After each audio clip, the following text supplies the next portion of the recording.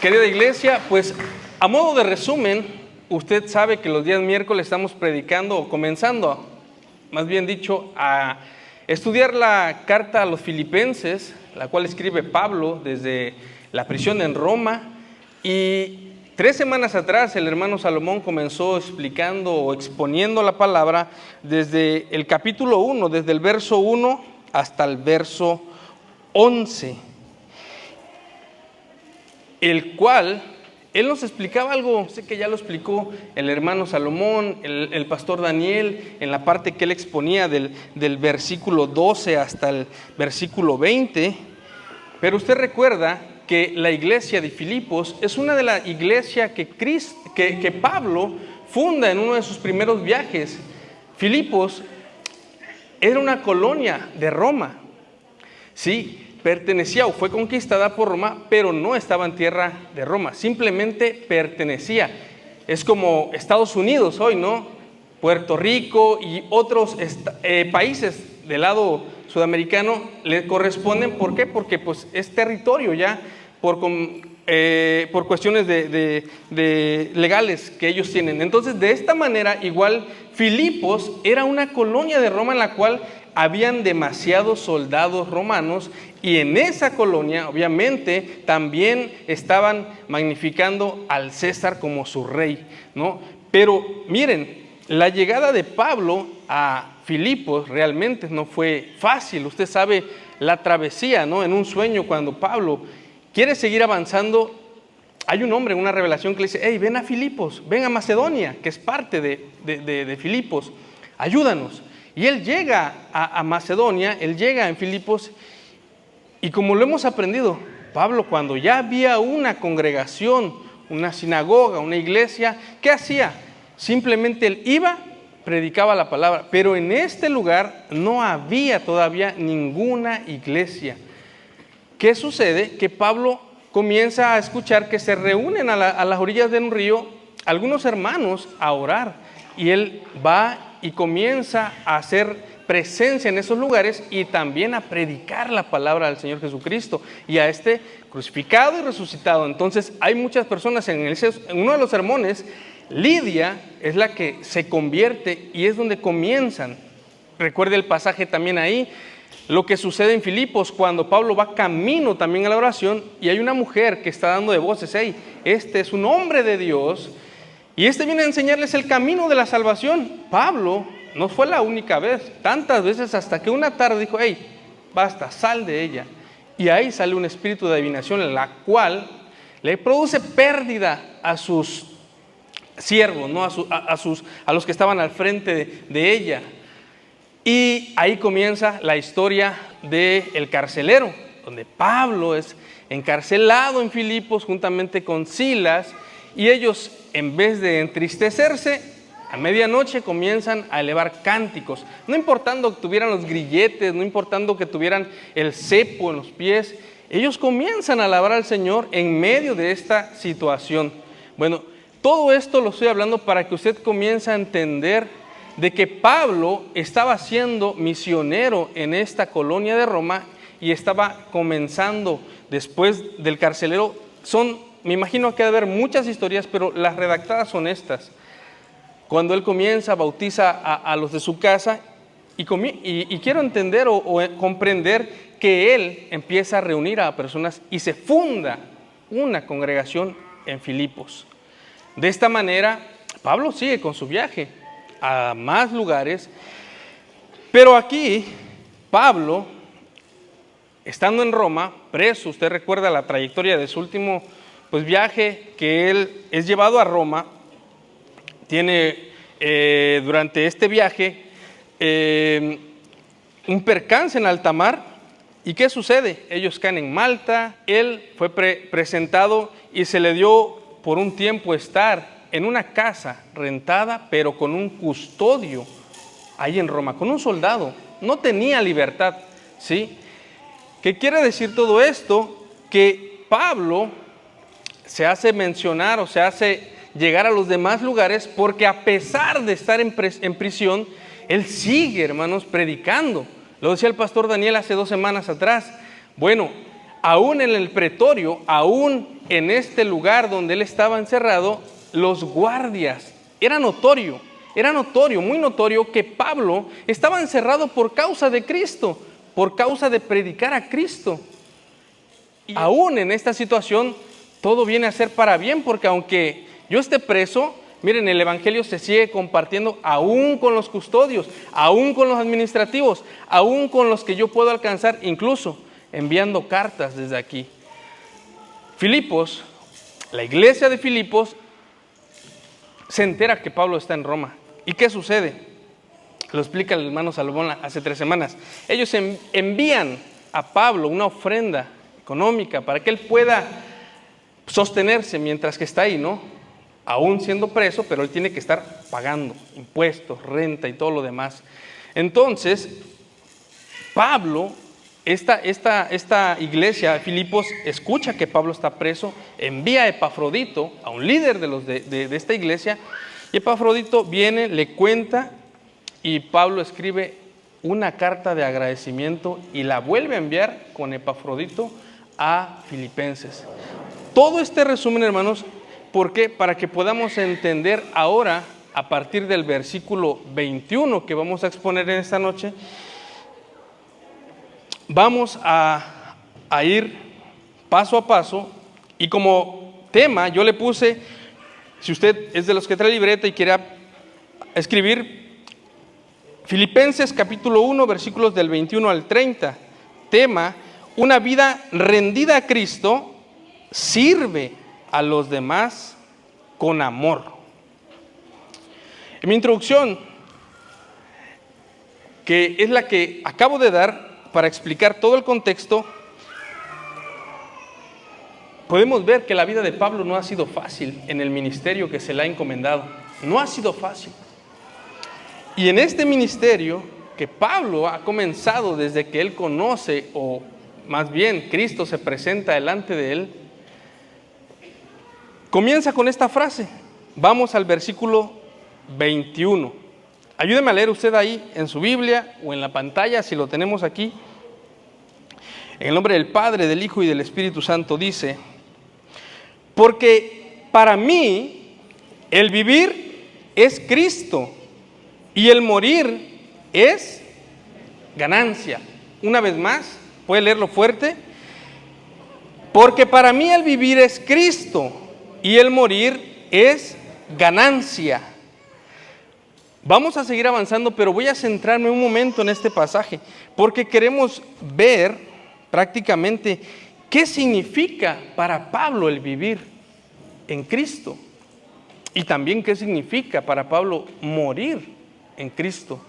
Es importante que nosotros podamos ver. Dice, el vivir en Cristo significa literalmente, la vida es Cristo. Y la vida de Pablo estaba totalmente entregada o rendida a Cristo. Usted lo puede ver. Él fue apedreado, él sufrió naufragios, encarcelado. Usted puede decir, realmente Pablo lo está diciendo con una convicción y certeza, porque lo ha vivido. Por eso puede decir con libertad, para mí realmente, y no miento, ustedes han visto mi trayectoria, para mí el vivir es Cristo y el morir es ganancia. Ahora, también recordemos que en Gálatas 20, si usted quiere anotarlo, buscarlo, lo voy a leer yo. Pablo declara estas palabras. Gálatas 2, versículo 20, dice: con Cristo estoy juntamente crucificado, y ya no vivo yo, mas vive Cristo en mí. Y lo que ahora vivo en la carne, lo vivo en la fe del Hijo de Dios, el cual me amó y se entregó por mí. Podemos ver que Pablo se ha entregado de manera física, en su cuerpo, como también en su servicio, totalmente. Y viene a mi mente este pasaje de Romanos 12:1, ¿no? Así que, hermanos, les ruego que se presenten, ¿sí?, ustedes a Dios como un sacrificio santo, ¿sí?, agradable al Señor, que es vuestro culto racional. Pablo estaba totalmente escribiendo algo que él estaba viviendo, presentándose todos los días delante del Señor como un sacrificio, para la buena obra de la iglesia del Señor, ¿sí? Presentando su cuerpo y presentando el servicio a los demás, no teniendo ahora sí que por él lo suyo mismo, o viendo por su conveniencia de él. Siempre él pensaba en los demás. Ahora, para que podamos decir que Pablo dice, significa que para él el vivir es Cristo, tenemos al menos cinco puntos que podemos rescatar aquí de lo que significa para Pablo el vivir en Cristo. Si usted quiere apuntar como número 1, para vivir en Cristo, Pablo y todos nosotros tenemos que estar primero que nada unidos a Cristo.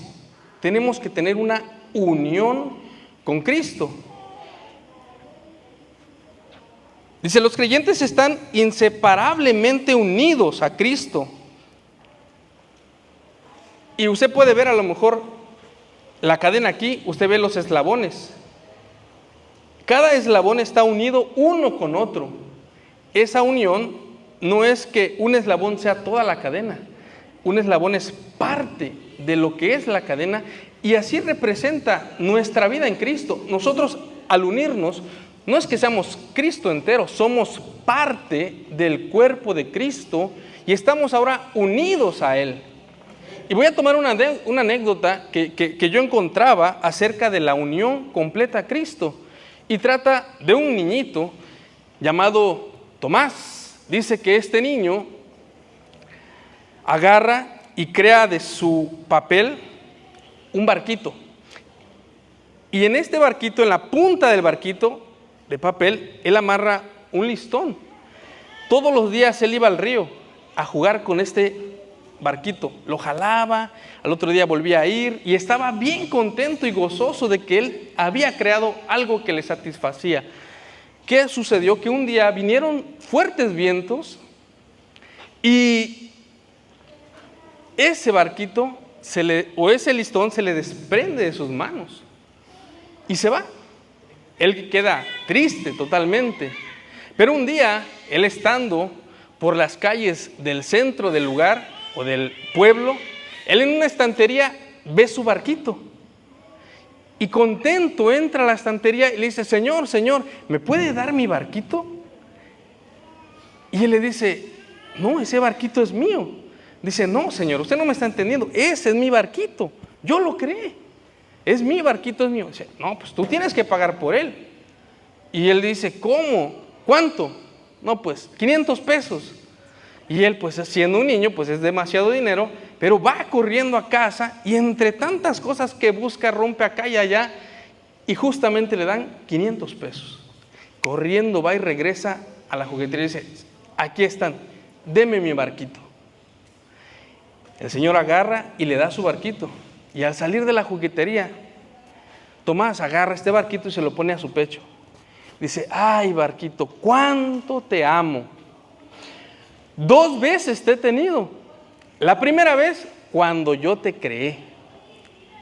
Después, pues te fuiste. Pero ahora te tengo otra vez. Pero esta vez te compré. Y hermano, no lo compró a usted, ni a mí, ni a todos los que hemos creído en Cristo con 500 pesos. Nos compraron con precio de sangre. Eso hace la unión perfecta. Y usted imagínese cuán contento Cristo está que usted ahora esté unido a Él por causa de su sangre preciosa, de ese sacrificio. Y más contento y gozoso nosotros de decir, bueno, si estamos en Cristo, si estamos unidos a Cristo, ¿quién nos puede separar? Nadie. Recuerda Romanos 8:35, del 31 en adelante. Nada nos puede separar del amor de Cristo.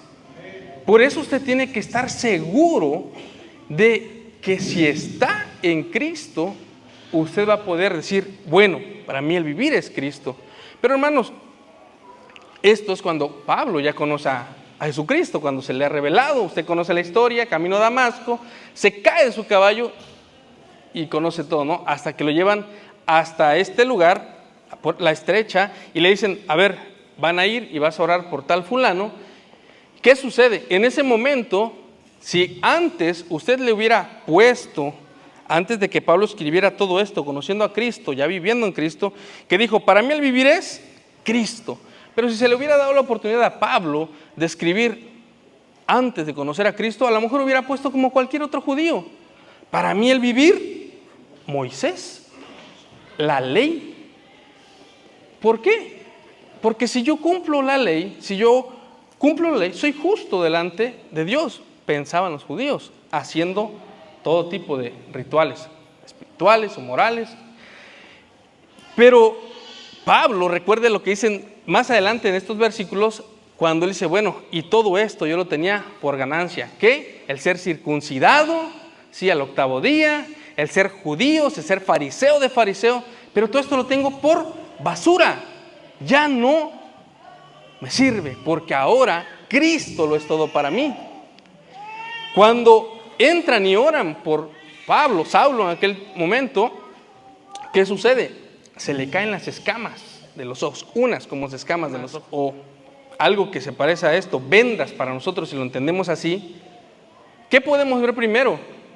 Nuestra naturaleza pecadora, porque nosotros no podemos, o hasta al menos antes de conocer a Cristo nos sentíamos justos, dignos, buenos, no matábamos, no hacíamos algo tan fuerte, pero decíamos, estamos bien, yo estoy bien delante de Dios. Pero cuando se te cae la venda, lo primero que tú puedes darte cuenta es, bárbaro, yo no merezco la vida, yo merezco la muerte porque soy pecador. Pero también al caerse esas vendas, no simplemente te puedes ver a ti, puedes ver a Cristo Jesús esperando que tú te arrepientas, que tú vengas a Él y que tú comiences una vida espiritual, ya un crecimiento mayor. Ahora, eso es uno de los puntos, recuerda para que podamos decir algún día, porque yo sé que esto es gradual, todos estamos en un proceso gradual, progresivo. Mentiría que yo dijera, para mí el vivir es Cristo, hermanos. No le llego pues ni a tal parte, pero en ciertos de estos puntos que vamos a tocar, nos estamos esforzando para llegar, recuerde, a la estatura del varón perfecto, ¿sí? A eso aspiramos. Pablo mismo lo decía, no es que yo ya lo sepa todo, no es que yo ya haya llegado hasta acá no, voy avanzando, voy hacia adelante, todos nosotros igual. Número 2, tener vida en Cristo. Es que no falta para decir simplemente, para mí el vivir es Cristo, es solamente estar unido a Cristo. ¿Podemos estar unidos? Podemos decir, vengo a la congregación, vengo a la iglesia, vengo los domingos, me siento unido a un grupo de hermanos, me siento unido y aquí estoy, pero es necesario, número 2, tener vida en Cristo. Tener vida en Cristo, hermano, porque solamente Dios sabe, y usted que no se puede engañar a usted mismo, usted solamente sabe si está muerto o está vivo en el Espíritu. Y Dios lo sabe también. Por eso no basta con venir y unirnos aquí los miércoles, los domingos, todos los días que haya alguna actividad, sino que si estás unido, bueno, necesitas darte cuenta o tú saber y no engañarte de que tienes vida en Cristo. ¿Y cómo sucede esto, hermano? Bueno, cuando tú te arrepientes, sí, cuando tú te arrepientes genuinamente, le pides perdón al Señor, Él dice que cambia, hace un cambio, quita ese corazón de piedra y pone uno de carne. Él envía la vida, Él envía a su Espíritu Santo a morir en ti y tú tienes vida. Recuerda Efesios 2:1, estábamos como muertos en nuestros delitos y pecados. Bueno, significa tener vida, significa ser justificado y santificado por Jesucristo. ¿Sí? Eso significa tener vida en Cristo. Ser, primero que nada, llamados, elegidos, ¿sí? Nosotros tenemos que ser justificados ¿por quién? Por Cristo delante del Padre, vernos inocentes.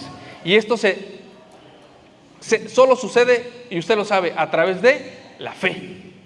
No hay otro camino, solo fe. Somos justificados a través de Cristo. Y Romanos 5 dice, justificados pues por la fe, y esto es por medio de Cristo Jesús. Y santificados, porque usted una vez unido a Cristo, justificado y santificado, la tarea de todos nosotros, y no solamente Pablo hablando a los filipenses, la tarea de todos nosotros es santificarnos todos los días, hermanos. Todos los días, como les repito, presentarnos una y otra vez delante del Señor, justos, santos, y hacerlo todos los días, santificarnos. Número 3, tenemos que tener amor hacia Cristo. El amor por Cristo es la motivación principal, o debería ser la motivación principal del cristiano, llenando su corazón y sus palabras. No basta con estar unido a Cristo, no basta con estar solamente o tener vida en Cristo. Usted tiene que amar a Cristo. Tenemos que amar a Cristo, apasionarnos por Cristo. Recuerda lo que dice la palabra, de lo que hay, de la abundancia del corazón habla la boca. Debemos estar apasionados, llenos de Cristo. Que abunde la palabra de Cristo en nosotros, que las personas puedan ver a Cristo en nosotros. ¿Y cómo? En la manera de conducirnos, de hablar, de quizás hasta, hermanos, de vestir, pues, presentarnos delante de Él como ya siervos, como hijos. Y esto es amar a Cristo. ¿Recuerda usted? O Spurgeon decía, Pablo amaba tanto a Cristo que si usted agarrara su Biblia y viera carta por carta, en cada carta usted va a encontrar por lo menos de 10 a 30 veces estas palabras: Jesús, Jesucristo, el Señor. Amaba tanto Pablo a Cristo, que él decía, bueno, para mí vivir, Cristo. Y lo representaba, ¿por qué? Porque él escribía acerca de Cristo. Y resucitado, crucificado, vivo. Eso es lo que había en la boca de Pablo. Siempre un amor entrañable que lo constriñía, dice la Escritura, a Pablo. Un amor que quizás, si usted lo está comenzando a experimentar o lo ha experimentado, no sé, yo sé que usted ama ciertas cosas, que no está mal, pero cuando usted ama, usted se apasiona. Y yo no sé si usted simplemente está aquí por rutina o es porque ama a Cristo. Y si está aquí porque ama a Cristo, bueno, apasionese por Cristo, sírvala a Cristo, viva una vida en santidad para Cristo. No simplemente diga, bueno, yo voy, pero recuerde, podríamos decir lo que Juan dijo: yo amo a Dios o a Jesús. ¿Por qué? Porque Él nos amó primero, hermanos. Porque Él nos amó primero. Tenemos que amar a Cristo. Pablo lo dejaba muy claro en sus cartas. Si usted ve cada epístola, e incluso en los Romanos, recuerda este pasaje cuando decía, dice, dentro de ustedes, Corintios 5, ¿no? He escuchado que hay dentro de ustedes alguien que está tomando la mujer. ¿En qué terminaba? En Cristo. Y en las demás, Corintios igual, sé que hay división. Y terminaba con Cristo. Siempre, todas las pláticas, todas las exhortaciones iban a parar a Cristo. Y quizás usted ha escuchado este dicho, ¿no? Todos los caminos nos llevan a Roma. Pero que quizás esta plumita de Pablo siempre lo llevaba a Cristo. Porque Él era su motor, como le decíamos. El motor donde Él se levantaba y no había otro pensamiento como el de hoy, ¿no? Nos levantamos y teléfono, nos levantamos y a ver qué hay que hacer. No, quizás Pablo en ese tiempo, quizás sin tecnología, aún así, la carne es carne y usted lo sabe.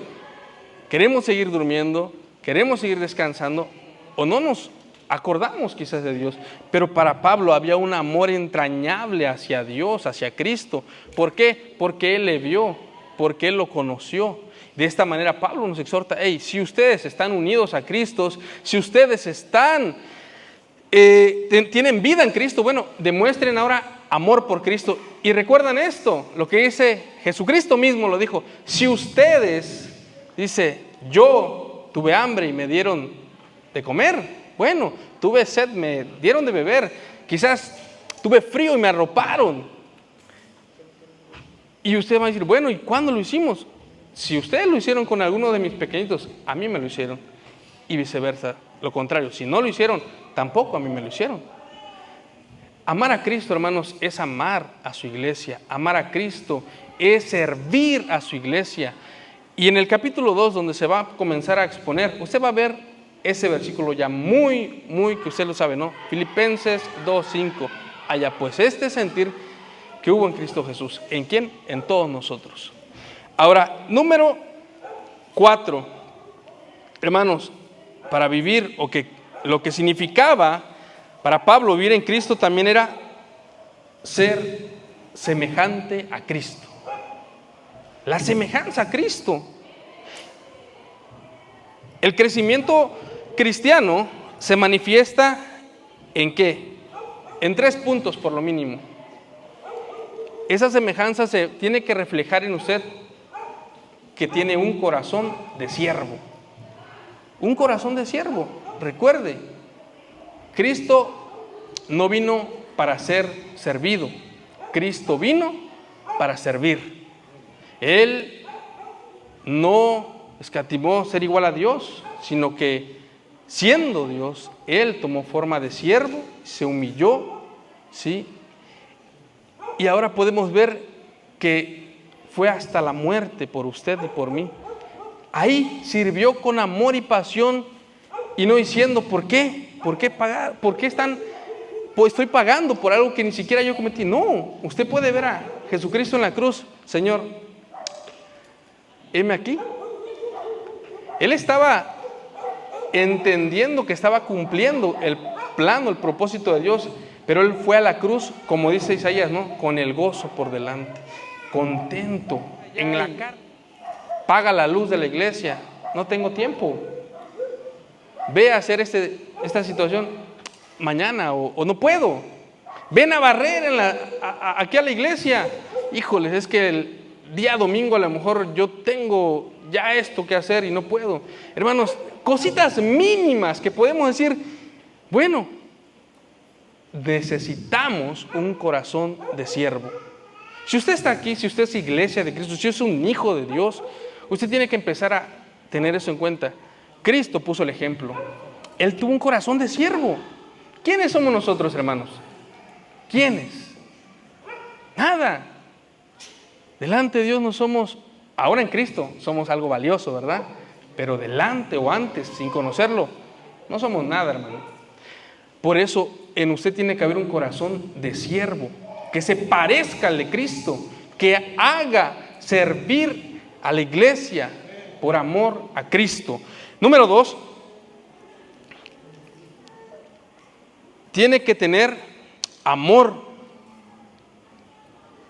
Amor, no por Cristo, sí por Cristo, pero tiene que ser un hombre de Dios, un hijo de Dios, en el cual haya el fruto del Espíritu Santo. Y yo no sé, hermanos, si usted, por ejemplo, estudiando yo, un escritor decía, Spurgeon también decía esto: cuando Pablo estaba entre los hermanos, él transpiraba un aroma a Cristo. Cuando usted estaba platicando, cuando platicaban con Pablo, desprendía una presencia, Pablo, la presencia de Cristo. Lo veían a él, veían a Cristo en él, porque Pablo, aún siendo duro, exhortando, animando, él era un hombre dado, él amaba, se notaba el fruto del Espíritu, y usted lo sabe: amor, gozo, paz, paciencia, benignidad, bondad, mansedumbre, fe, templanza. Creo que se me pasó ahí. Pero ese fruto es el que se notaba y transpiraba Pablo, que cuando él pasaba por un pueblo, usted sabe qué hacían, no querían que Pablo se fuera, porque veían la comunión, la pasión, el amor de Pablo por Cristo, la presencia de Cristo en Pablo. Por eso Pablo dice, para mí el morir, el vivir, Cristo, y el morir, es ganancia. Bueno, siguiente, tener amor. Y por último, humildad. Humildad, semejanza a Cristo, ser humilde igual que Cristo lo fue. Tenemos que parecernos a Cristo en el corazón, con un corazón de servidor, ser amorosos con la congregación. A veces pues tenemos diferencias, tenemos quizás ahí situaciones de que no somos perfectos, somos imperfectos, pecamos, ofendemos, una mala mirada, un roce, algo crea una barrera. ¿Y qué tenemos que hacer? Amorosos, humildes, para ir y decirle, hermano, discúlpame, te ofendí, fue sin querer, quizás no era mi intención, tú lo tomaste mal, pero aquí está, mira, vengo delante de ti, pido disculpas, y en vez de que yo me enorgullezca, en vez de que crezca en mí orgullo y vanagloria, no, vengo con un corazón humilde, ¿sí? Tenemos que vivir humildemente recordando la humildad de Cristo, recordando la humildad de Pablo, como él, cuántas cosas pasó. La vida de Pablo no fue fácil, hermanos. Nosotros ahorita estamos en charola de plata, aunque sí nos pasamos por muchas pruebas, pero Pablo, ¿sabe qué hacía? Se alegraban las pruebas, porque sabía que eran parte del proceso y el caminar, y eso le aseguraban que realmente sí estaba en Cristo.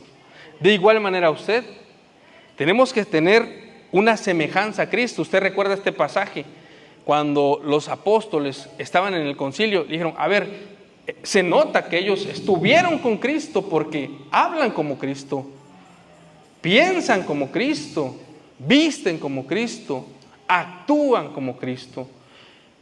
Y recuerdan lo que dice Jesucristo mismo, Juan 13, 34 y 35. En esto van a conocer, ¿quiénes? Todos, que ustedes son mis discípulos, que ustedes son mis seguidores, que ustedes son verdaderos creyentes.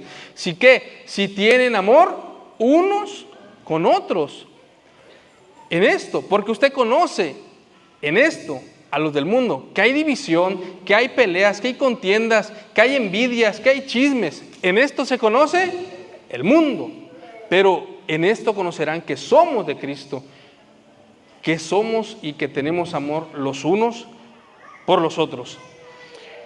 Como número 5, semejanza a Cristo es 4, y Pablo para decir, para mí viviré Cristo, número 5 es deseo por Cristo, un anhelo profundo de estar y pasar la eternidad con Cristo.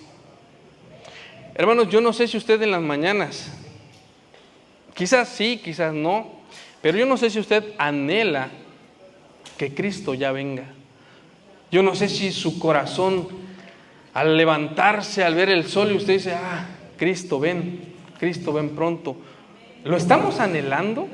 ¿O estamos como que, híjole, Cristo, no vengas, no me he casado, no he hecho mi casa, no he comprado el carro, Cristo, todavía no, porque aún falta que yo realice muchos de mis sueños? Oye, tus sueños o el propósito de Cristo en ti. ¿Estamos anhelando la venida de Cristo? ¿Estamos anhelando a Cristo? Y esto va bajo las circunstancias que tenemos que quizás sacrificar. El hecho que usted está aquí no es que yo quiero pensar que está anhelando a Cristo, anhela su palabra. Hoy está teniendo usted un encuentro con Cristo. No lo vemos, pero Él es el verbo. Aquí está Cristo, su palabra. Este es el encuentro que hoy está teniendo usted con Cristo. Pero, ¿está anhelando a Cristo? ¿Anhela a Cristo todos los días? ¿Lee? ¿Ora? ¿Anhela su venida? ¿Anhela servir? ¿Anhela amar a la iglesia? Anhelemos a Cristo, hermanos. Yo sé que usted anhela. ¿Cuántos anhelan los que quizás no tenemos ciertas cuestiones materiales? Anhelamos cosas materiales. Puede ser un carro, una casa. ¿Cuántos están anhelando quizás una esposa, un esposo, una novia? Bueno, esposa mejor. Un carro, yo no sé, una moto.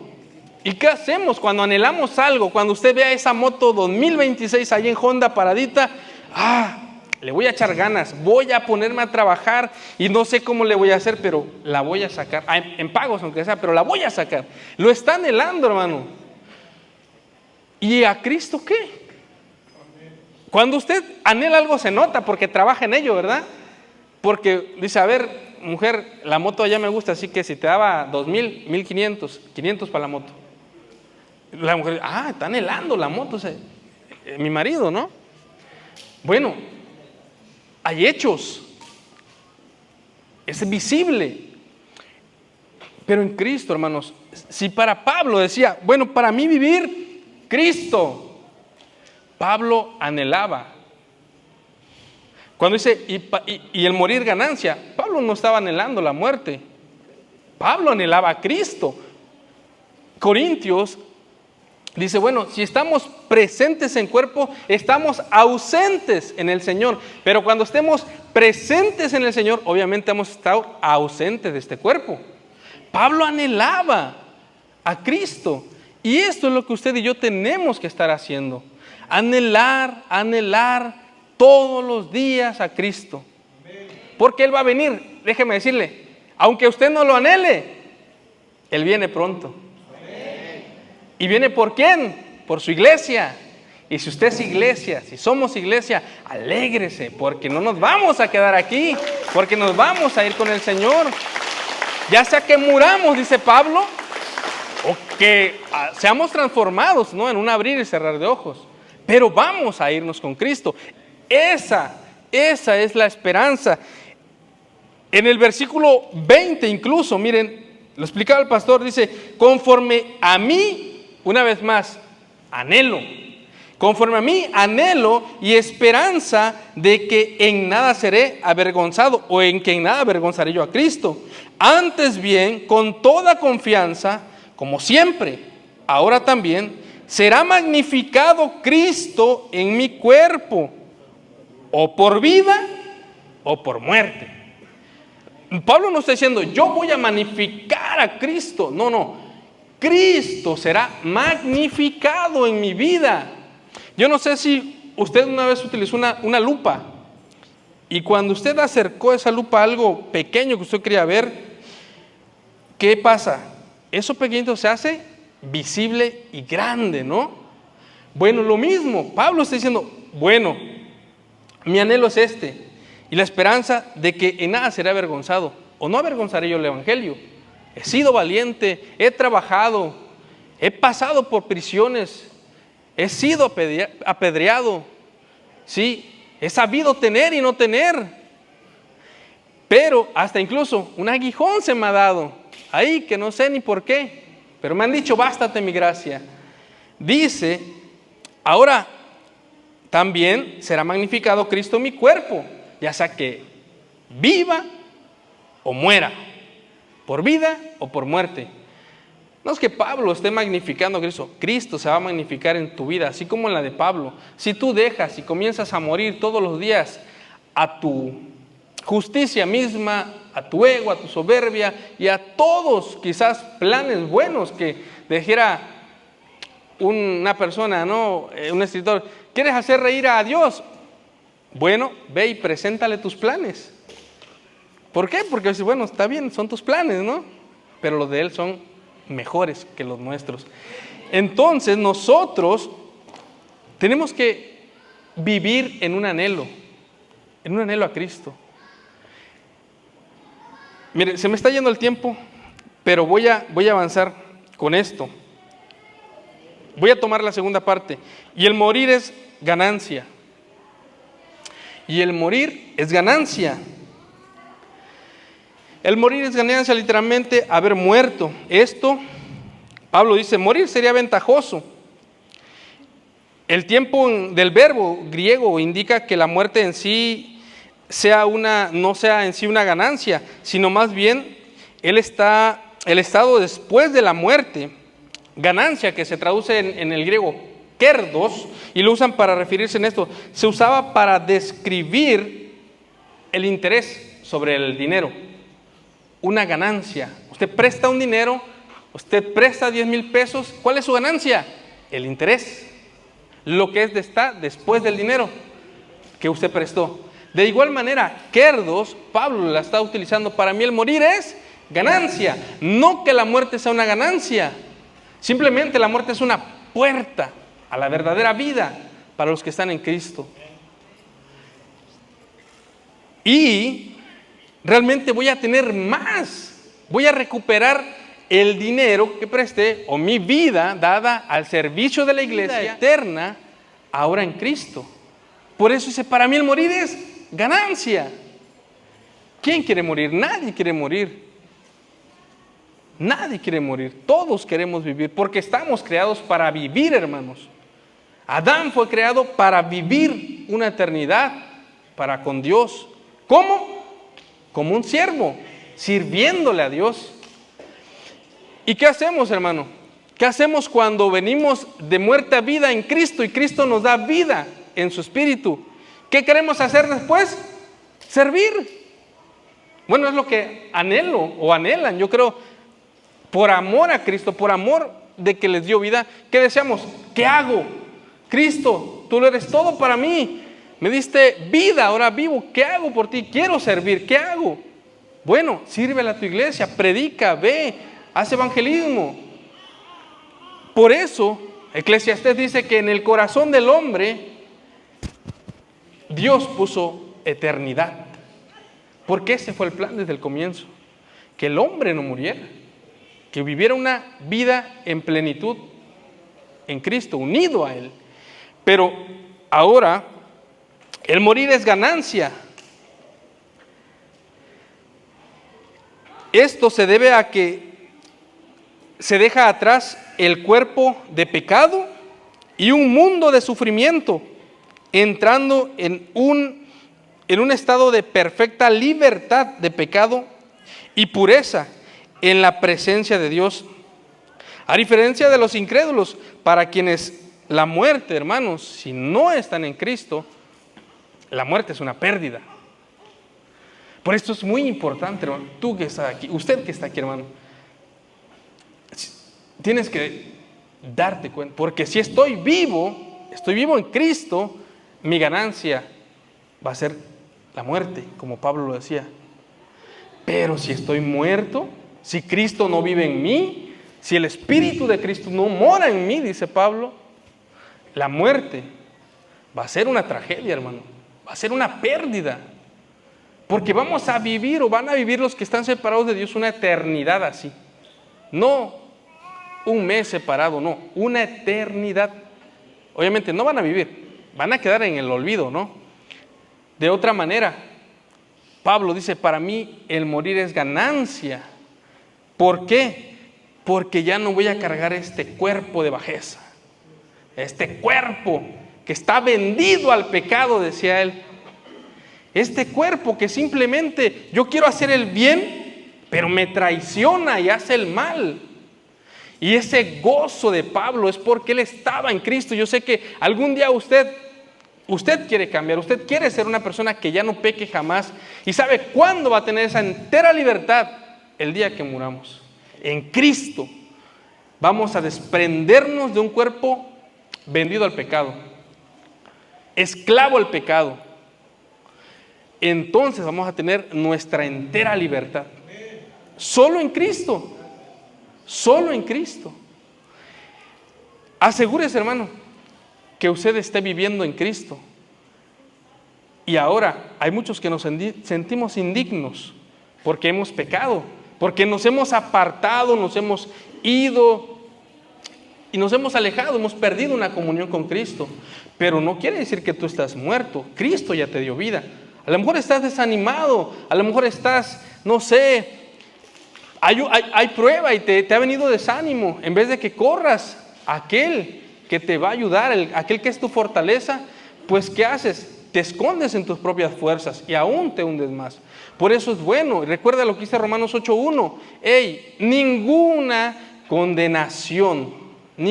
condenación hay para los que están en Cristo Jesús, para los que viven conforme al Espíritu de Cristo y no conforme a la carne. Esto es lo que Pablo está diciendo. Para mí, el morir es ganancia. Y quizás ya no voy a poder avanzar en los demás versículos, me quedo en el 21, ¿verdad? Pero yo creo que esto es como, dice Spurgeon, Pablo escribe en muchas de sus cartas pequeñas frases que son tremendas. Y esta es una de ellas, hermano. Para mí el vivir es Cristo y morir, ganancia. Y podríamos llevar quizás estudiando y profundizando más en esto. Y seguiríamos aún quedándonos, como decimos, cortos en esto. Pero consejo a todo esto, Pablo termina y avanza en los siguientes capítulos diciendo, a ver, realmente, versículo 22 dice, mas si el vivir en la carne resulta para mí en beneficio de la obra, no sé entonces qué escoger. Pablo se encuentra como en un dilema, ¿no? Como en un estrecho lo pone, en dos paredes, que no sabe qué ir más que hacia adelante. No sé qué elegir. Estoy entre dos muros estrechos. Porque dice, mas si el vivir en la carne, no es que Pablo esté viviendo en la carne, está usando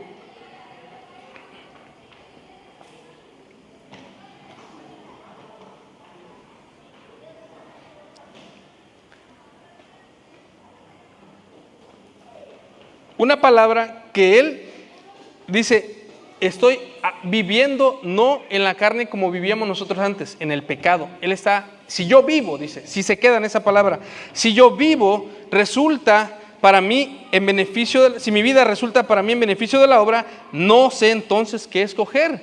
Porque si muero, realmente el sacrificio de Pablo no es morir, no se va a coronar con decir, yo voy a morir y eso va a realzar mi caminar en Cristo. No, Pablo está diciendo, el sacrificio más grande es que yo me quede y que siga padeciendo, quizás más cárceles, quizás más naufragios, quizás más tormentas y más cuestiones por causa de Cristo. Ese va a ser el verdadero sacrificio, no la muerte me lleva a Cristo, él está seguro de eso.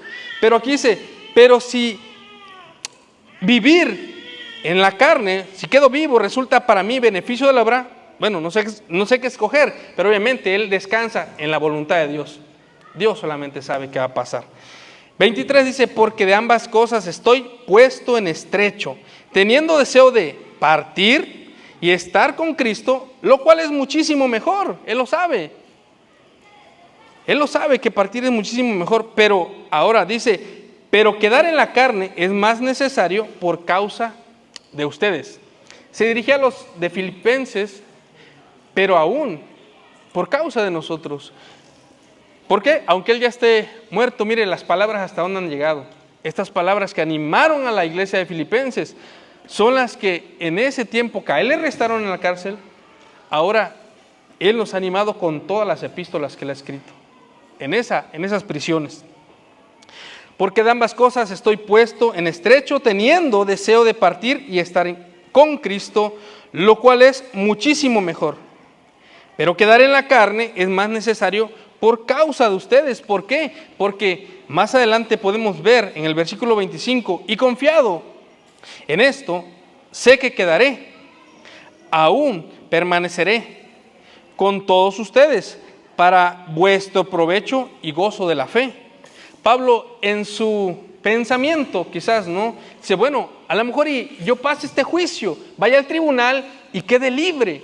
¿Para qué? Para que el gozo de Cristo, si yo vuelvo a ustedes allá a Filipos, ustedes sigan creciendo, sea provechosa mi vida en esta tierra, para que yo les ayude a crecer espiritualmente, a mantener la unidad de la iglesia, a corregir asuntos que hay que corregirse. 26 dice, para que abunde vuestra gloria de mí en Cristo Jesús, por mi presencia otra vez entre ustedes. Él tenía el anhelo de volver a ir, a tener esa convivencia, esa comunión nuevamente con los de Filipos. 27, y esta es una exhortación o palabras de ánimo. Dice, solamente que se comporten como es digno del Evangelio de Cristo, para que, o sea que vaya a verlos, o que esté ausente, oiga de ustedes que están firmes en un mismo espíritu, combatiendo unánimes por la fe del Evangelio. Pablo está dando esta indicación, a ver, compórtense como es digno del Evangelio. Recuerden, Filipos era una colonia romana y recuerden que Roma tenía establecidas sus leyes en Filipos y ellos tenían que estar ahí, rindiéndose al César. Pero Cristo les dice, hey, recuerden que ahora ustedes tienen que vivir dignamente del Evangelio, así como Cristo vivió, así como yo les enseñé. Recuerden que esta no es su casa, así como Filipos está en una tierra que no está en Roma, pero es una extensión simplemente, está siendo gobernada por Roma.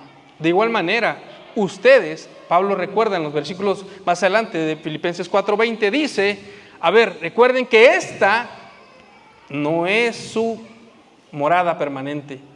Esta no es la tierra, no es nuestra casa. Estamos como ahí, como en tiendas de campaña. Algún día vamos a levantar estacas y nos vamos a ir, vamos a morir. Recuerden que tenemos que vivir dignamente, como Cristo manda, en este tiempo. Hoy no estamos bajo Roma, pero sí estamos bajo un gobierno, hermanos. Nos están oprimiendo con impuestos, nos están oprimiendo con muchas maneras de pensar, ideologías. Nos están oprimiendo, sigue el mismo gobierno. Pero Pablo nos está recordando, a ver, iglesia de Jardines, aún con la opresión del gobierno, vivan dignamente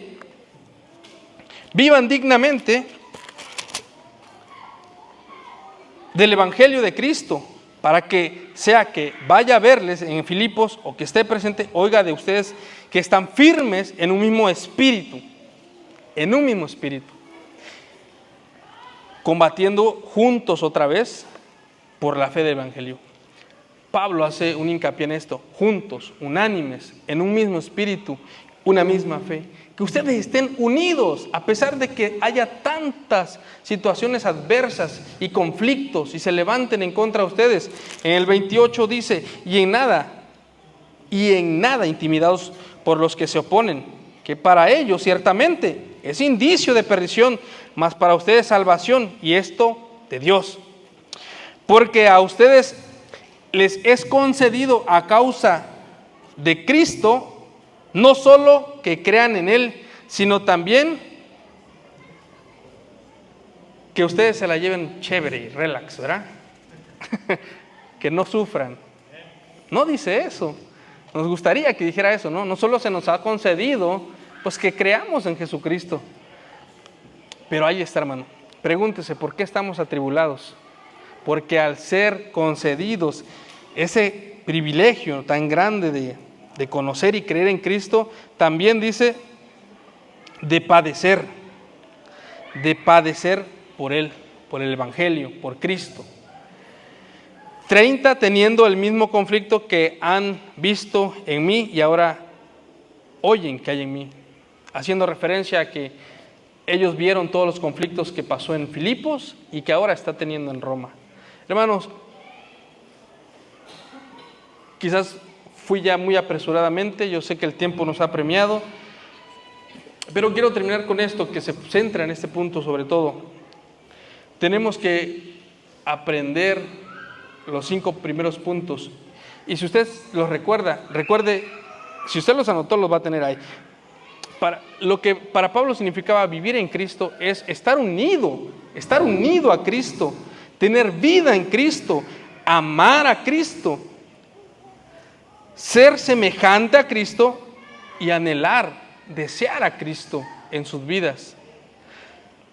Si estas cualidades quizás que apuntamos, aún usted no las ve, usted digo, no me parezco tanto a Cristo, quizás no amo tanto a Cristo, o quizás no sé si estoy unido o tengo vida en Cristo, pero si hay unas que otras de estas cualidades en su vida, ánimo, esto es progresivo, tenemos que ir muriendo todos los días.